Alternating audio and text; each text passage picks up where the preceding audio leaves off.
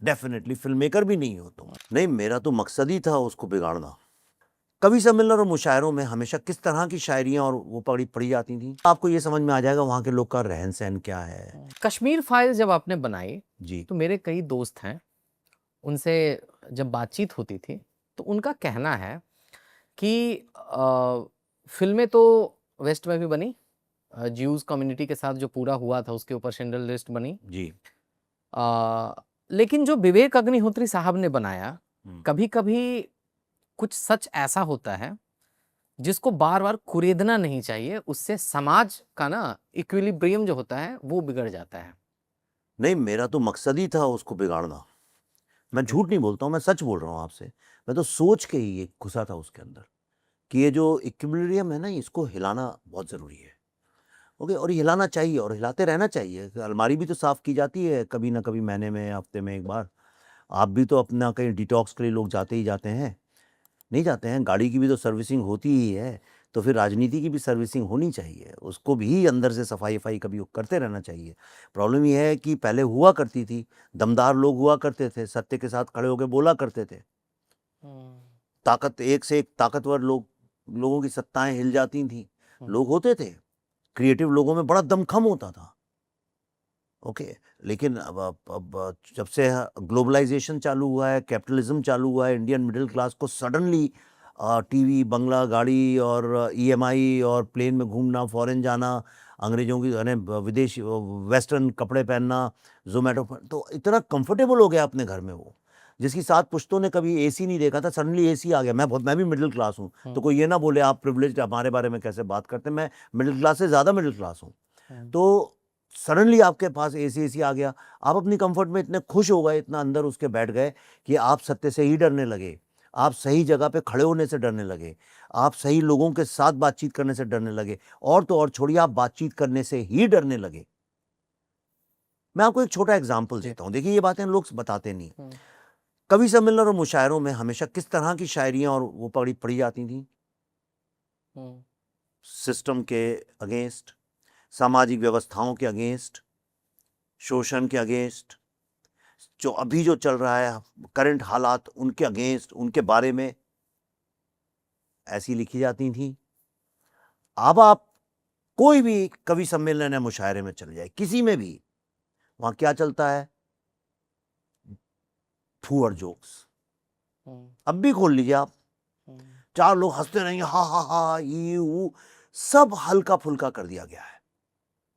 But इसका reason कुछ लोग ऐसा भी बोलते हैं कि सरकार पे अब कुछ नहीं बोला जा सकता है, सरकार पे आप जो क्रैक नहीं कर सकते हैं, सरकार से आप सवाल नहीं कर सकते हैं, नहीं तो एक वर्ग है, कुछ लोग बोलते हैं कि आपकी मॉब लिंचिंग कर दी जाएगी, कुछ लोग बोलते हैं कि आपको सरकार परेशान कर देगी, तो इसीलिए अरे नॉन पॉलिटिकल यार, ये सब बातें जो है ना, ये डरे हुए, कमजोर, टूटे हुए लोग करते हैं। वो लोग करते हैं जिनको अपनी सैलरी की इतनी चिंता है कि कुछ बोल ही नहीं सकते। मैं आपको क्या बात कर रहे हैं आप? मैं एग्जाम्पल देता हूँ, इमरजेंसी का वक्त था, पकड़ पकड़ के घर के अंदर रखे जा रहे थे, तब तो सरकार की तारीफ करनी पड़ती थी। उस वक्त में मैं भोपाल में रहता था, शरद जोशी, दुष्यंत कुमार ने इतना लिखा है, तो कैसे नहीं होता था, लोग करते ही थे। एमएफ हुसैन को यहाँ से भगा दिया गया, लेकिन एमएफ हुसैन ने क्या पेंटिंग बनाना बंद कर दिया? सलमान रश्दी को भगा दिया, सलमान रश्दी की तो आंख भी चली गई, तो उसने क्या बोलना बंद कर दिया? किसने किया? दिनकर ने किया क्या? किसके ऊपर नहीं हुआ है? सरकारें तो हमेशा से ही दबाती आई हैं। कौन सी सरकार ऐसी आज तक पैदा हुई है, मुझे बताइए, जो अपनी नहीं मना करती हुई आई है? चाहे वो फारूक अब्दुल्ला साहब की सरकार रही हो, चाहे वो यहाँ महाराष्ट्र की सरकार हो, चाहे तमिलनाडु की हो या बंगाल की हो, या सेंटर में कोई सी भी सरकार हो। आप मुझे एक सरकार का नाम बताइए जिसने भारत में प्रतिबंध ना लगाया हो बोलने पे। तो क्या आप बोलना बंद कर देंगे? अभी बीच में कुछ हुआ था, मैंने पीयूष गोयल साहब को चिट्ठी लिख दी थी ट्विटर के ऊपर।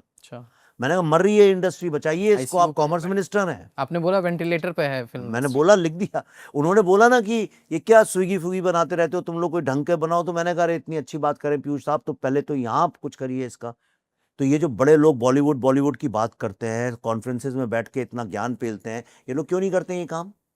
मर रही है, उन्हीं की इंडस्ट्री मर रही है, उन्हीं की फिल्में कोई नहीं देख रहा है, उन्हीं वही परेशान है। मैं तो छोटी फिल्म बनाता हूँ, ओके मुझे कुछ फर्क नहीं पड़ता है, आप तो 100-100 200-200 करोड़ की बनाते हैं, सारे स्टार्स घर पे बैठे हुए हैं, तो आपको चिंता नहीं है इस इंडस्ट्री की? आप इस एस्टेब्लिशमेंट के बारे में क्यों नहीं बोलते हैं? अपनी तो बात करिए जहां आप मर रहे हैं, इंडस्ट्री खत्म हो रही है, आपको फर्क नहीं पड़ रहा है? आदमी जिस सड़क पे चलता है जहां उसकी फटफटी उछल के गिर जाती है और उसके हाथ पांव टूट जाते हैं, उसके भी अगेंस्ट कुछ नहीं बोलता है। तो फिर ये कहना कि सरकार के अगेंस्ट कुछ नहीं बोल सकते, ये एक बड़ा इजी बहाना है। आप बोल के तो देखिए, आप अच्छे से, अरे हर चीज का मतलब गाली देना थोड़ी होता है। आप ढंग से बोलिए, लोग सुनेंगे आपकी बात, पर आप कुछ बात ऐसी तो करिए जो जिससे कुछ सुधार हो, बदलाव हो। राइट। कई बार कहा जाता है कि अगर आप किसी कंट्री को जानना चाहते हैं, उसके इतिहास को जानना चाहते हैं, वहाँ की कुछ फिल्में आप उठा के देख लीजिए, तो आपको उनका साहित्य उठा के देख लीजिए, फिल्में उठा के। साहित्य देख लीजिए, फिल्में आज हाँ मॉडर्न जी, मॉडर्न बिल्कुल, बिल्कुल। आपको अगर समझिए इटली जाना हो तो आप 8-10 इटालियन अच्छी फिल्में पढ़ लीजिए, कौन सी हिस्ट्री हिस्टोरिकल है, कौन सी किस विषय पे है, वो देख लीजिए, तो आपको ये समझ में आ जाएगा वहाँ के लोग का रहन सहन क्या है, वहाँ के घर कैसे होते हैं, क्या खाते हैं, और क्या उनकी पॉलिटिकल समस्याएं चल रही हैं। जी, कुछ तो मुद्दा आपको समझ में आ ठीक जाएगा है। उनके बारे में, तो आप एकदम अनफेमिलियर टेरिटरी में नहीं जाएंगे। ठीक है। अगर कोई भारत की मेन स्ट्रीम बॉलीवुड की फिल्में उठाकर देख ले तो क्या समझेगा भारत के बारे में? कि स्टूडेंट्स ऐसे होते हैं, स्टूडेंट ऑफ द ईयर जैसे, क्या समझेगा वो समझेगा सीआईए ऑफिसर्स ऐसे होते हैं, हमारे सीबीआई के ऑफिसर्स, या आईएनबी के रॉ के ऐसे होते हैं ऑफिसर्स, क्या समझेगा? माएँ ऐसी होती हैं, ऐसे रहते हैं इंडियन मिडिल क्लास के लोग, क्या हमारे घर ऐसे होते हैं जैसे फिल्मों में दिखाए जाते हैं? क्या देखेगा, क्या समझेगा? तो एक आडंबर की झूठी दुनिया है, मिथ्या क्रिएट कर दिया आपने उससे। इतनी बड़ी ताकत है आपके पास, क्यों नहीं करते हैं आप? हमारी फिल्म देखिए, छोटी हो चाहे कुछ हो, जिसको जो बोलना है बोले, पर अल्टीमेटली रिजल्ट्स काउंट करते हैं। कश्मीर, फ्री कश्मीर बोलते थे सब, आप तारीख जाके रिसर्च करिए, तारीख देखिए, हमारी फिल्म जिस दिन आई है उसके बाद से किसने फ्री कश्मीर बोला? यासीन मलिक जेल के अंदर है। जम्मू कश्मीर हाई कोर्ट को वो मुद्दा जो आईएफ इंडियन एयरफोर्स ऑफिसर्स का बंद हो गया था, फिर से खोलना पड़ा उसको मजबूरी में। गवर्नमेंट ने कमीशन बनाया कि भाई जितने कश्मीरी पंडित पीड़ित हैं, आइए हम ट्रिब्यूनल में अपनी बात बताइए आके यहाँ पे, और हम उसके ऊपर करेंगे। ये पहल तो हुई। बिल्कुल। आज फिल्मों में ताकत है, बहुत बड़ी ताकत है, उसको उस ताकत लेकिन उसी का साथ देती है जो सत्य के साथ खड़े होने के लिए तैयार है। और सत्य कभी पूर्ण नहीं होता है इस दुनिया में। ऐसा नहीं होता है कि ये पूर्ण सत्य कोई जानता है, कोई नहीं जानता। अगर जानता होता तो लड़ाई किस बात की है? लेकिन आप जहां से खड़े होकर जो सत्य देख रहे हैं वो तो बताने की हिम्मत रखिए। आप कहते हैं कि भाई मुसलमान डरा हुआ है, हाँ ठीक है, मैं भी मानता हूँ डरा हुआ है, मैं भी कई मुसलमानों से मिलता हूँ, वो डरे डरे से लगते हैं, बात करते हैं साहब हम तो बड़े डरे हुए हैं, मैं मानता हूँ इस बात को। बनाइए उस पर फिल्म, बनाइए मुसलमानों के डर पे। बट बनाने नहीं दिया जा रहा है ना सर। कौन नहीं बनाने दे रहा है? वो फिल्में जब बनती है तो कई लेवल पे जाके वो रुक जाती है, ऐसा कहाँ रुक मैंने सुना जाती है हैं? कैसे, कौन सी फिल्म रुकी आज तक? कि जैसे सेंसर बोर्ड कभी भी, जैसे मान लीजिए फूले फिल्म आई, उस पर भी बहुत विवाद हो गया। आपके दोस्त कभी रहे थे अनुराग कश्यप, उन्होंने कुछ ब्राह्मणों पे आपत्तिजनक नहीं टिप्पणी देखिए, भी की। अनुराग तो उसको तो पता नहीं उसकी मानसिक हालत क्या है, मुझे पता नहीं, उस पर विषय नहीं। क्या हुआ, फुले तो मेरे ही हमारे ही साथ के लोग हैं, उनने बनाई है, मुझे तो कोई प्रॉब्लम नहीं है उसमें। कुछ एक चीज़ों को लेके आपत्ति थी। देखिए क्या होता है, मैं भी सीबीएफसी में होता क्या, सीबीएफसी में कि अगर आप कोई ऐसी बात करते हैं जिससे किसी एक आदमी को भी, भाई उसमें 5 लोग होते हैं, कोई टीचर है, कोई रेलवे गार्ड है, कोई कहीं पे नर्स है, कोई ऐसे सरकारी, और कोई उस पता नहीं होता कौन आके देखेगा। कोई भी एट रैंडम, जैसे लॉटरी निकलती है ऐसे एट रैंडम कंप्यूटर डिसाइड करता है, और उनको भी सुबह ही बताया जाता है और वो लोग आते हैं वहाँ पे। अब उनमें समझिए एक औरत है, अब उनने कह दिया नहीं साहब मुझे तो ये सीन देख के लग रहा है कि ये औरतों पे अत्याचार है, ये है वो है। तो बुलाया जाता है उनको कि आप बताइए भाई ये क्या है। नहीं साहब ऐसा हुआ था, कहने लगा अच्छा इसका प्रूफ दिखाइए। अब आप दिखा देंगे तो आपको कुछ नहीं होगा, आप नहीं दिखा पाएंगे तो ऑब्जेक्शन होगा, आप रिवाइजिंग कमेटी में जाइए। तो लोग रिवाइजिंग कमेटी में भी नहीं जाते हैं। और लोगों को भी देखिए, प्रोड्यूसर्स भी इस बात का बड़ा फायदा उठाते हैं, मन्नत मांगते हैं यार कुछ थोड़ा सा रोक दें, एक आध कट कर दें तो हम प्रेस में हो जाएगा। अगर वो नहीं होता तो फुले फिल्म के बारे में कौन जानता? ओके। और अगर उनको ऐसा ऑब्जेक्शन था तो लड़ते ना। अनुराग कश्यप की आपने बात की, लड़ा कि नहीं लड़ा? वो हाई कोर्ट में गया था उड़ता पंजाब को लेके, तो लड़िए आप। हमारी फिल्म तो 6 साल अटकी रही, बुद्ध है ना ट्रैफिक जैम, हम तो लड़ते रहे, कैंपस में जाके मार भी खाई जादवपुर में हमने। तो अगर तुम अपनी बात के लिए लड़ ही नहीं सकते हो तो तुम क्या हो? तुम क्रिएटिव तो हो नहीं, डेफिनेटली फिल्म मेकर भी नहीं हो तुम। अनुराग कश्यप से कभी आपकी बातचीत वगैरह हुई है? मतलब कभी बातचीत हाँ, अरे था? बातचीत क्या, मैंने काम किया उनके साथ में। गोल फिल्म हम कर रहे थे, तो गोल फिल्म में वो लिख रहे थे। हाँ। तो गोल फुटबॉल के ऊपर फिल्म थी। तो पहले सैफ और प्रियंका चोपड़ा से बात चल रही थी, हो रहा था। फिर सैफ का कुछ उनका पर्सनल लाइफ में कुछ प्रॉब्लम हो गया, वो अलग रास्ते पे चले गए। तो फिर बाद में जॉन और बिपाशा आए, तो अनुराग लिख रहा था।